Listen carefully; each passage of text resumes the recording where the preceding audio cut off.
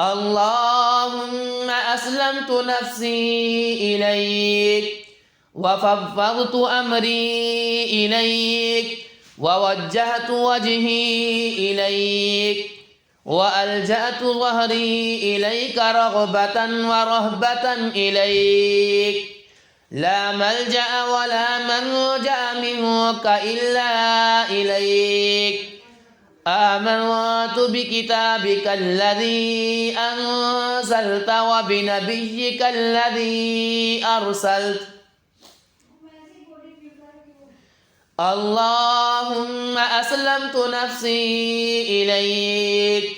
وفوضت أمري إليك ووجهت وجهي إليك وألجأت ظهري إليك رغبة ورهبة إليك